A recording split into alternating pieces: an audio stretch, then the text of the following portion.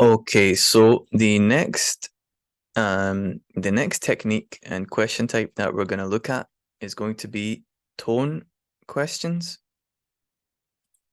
Okay, it's going to be tone questions and understanding how to break down tone, how to analyze tone. Okay, so we begin with the same question as always. What is tone? Yeah, we begin with the definition. So tone is the emotion, okay, that is carried in the words. The emotion or the feeling that's carried in the words. This is the tone of the words or the tone of the text, the tone of the sentence. The emotion in the words. Okay, now what does that mean?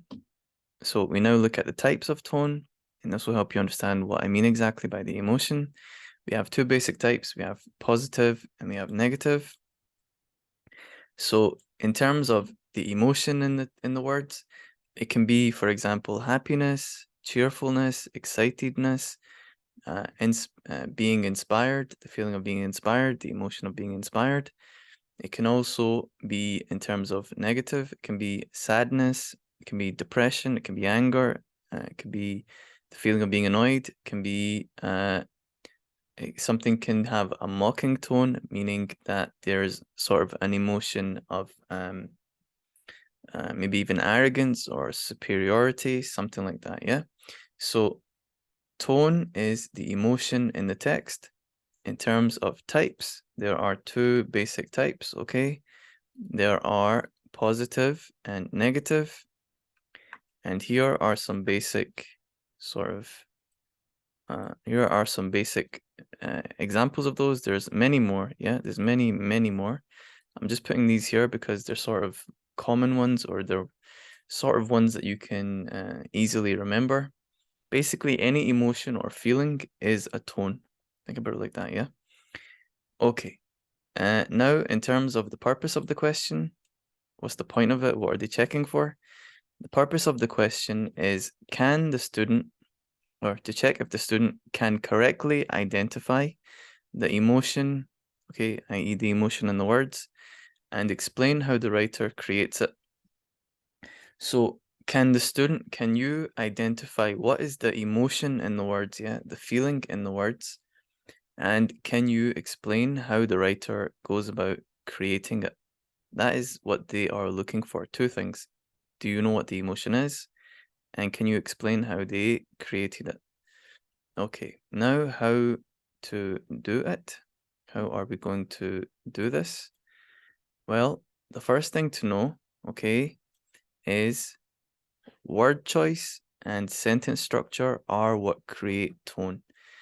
So now there are other things also, but just in a very basic way in terms of what you need to know at this level, word choice and sentence structure create the tone. To find the tone, look at the word choice or the sentence structure, and I'm going to make it even simpler for you. Just focus on the word choice.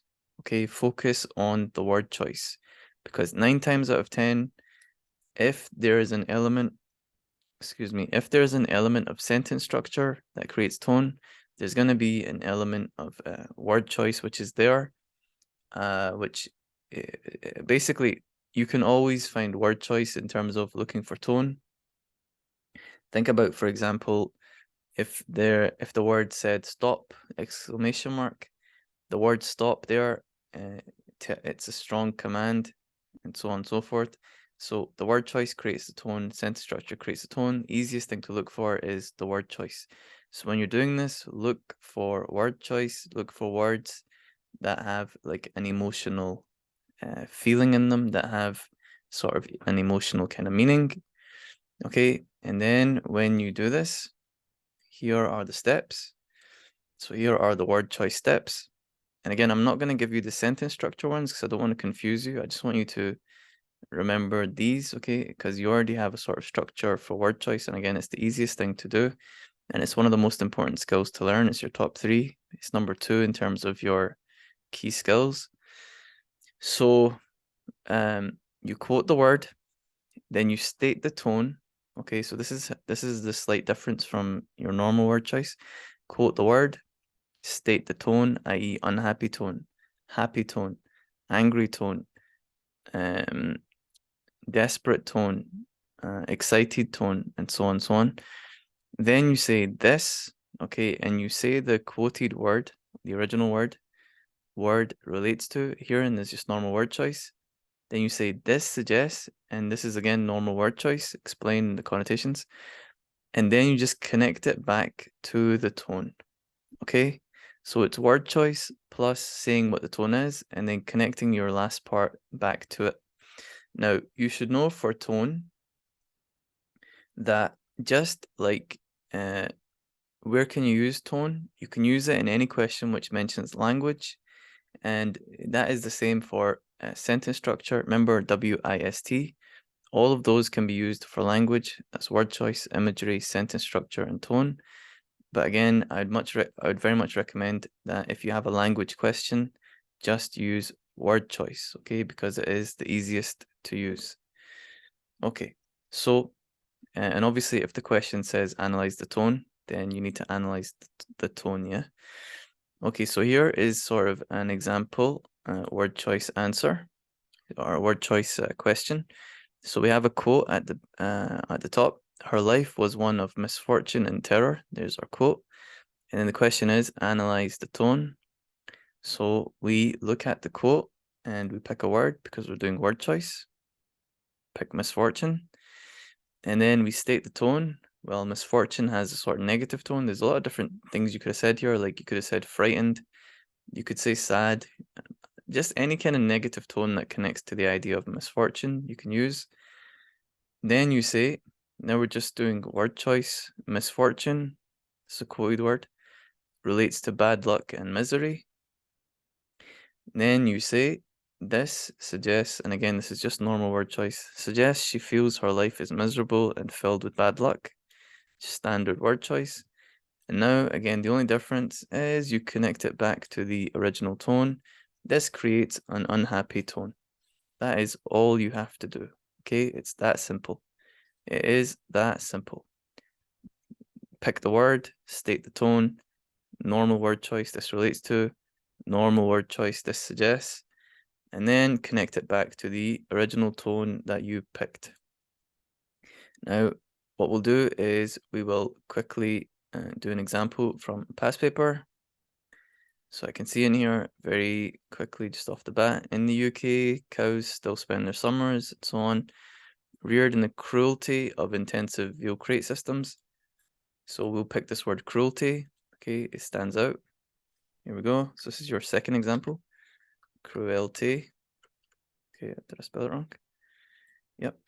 See, when I spelled, no, I didn't. I spelled it right. Yeah. Cruelty. Cruelty. Okay, so what is the tone here? There's a couple options I could choose. I could choose sad. I could choose angry. Yeah, if he's calling it cruel, he's angry. I could choose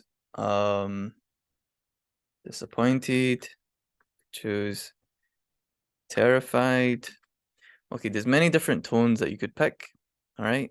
What we'll do is we'll just go with angry. Seems to be the one that fits the most. So we'll say angry tone. Okay. And again, now we're just doing normal word choice. So just to make this sort of easy for us, we'll mention the word again just so that we don't get confused.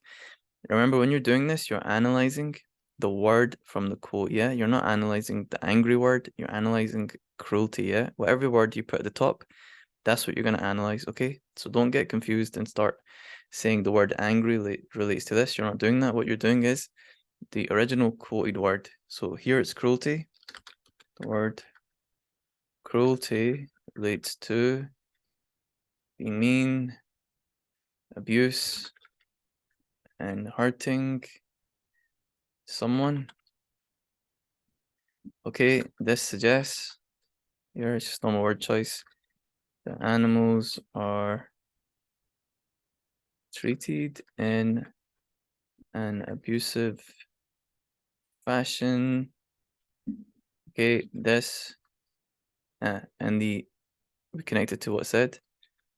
And the writer, yeah, so connected to what said, the writer. So just think about the tone, yeah. How does the tone come across? So what does it tell you? The writer is upset about this. Pretty simple. Okay, this creates an angry tone. That's it. Angry tone. That's simple, yeah. Basic word choice. Just what does it tell you? And then connect it back to the tone. Okay, so that is tone. Boom.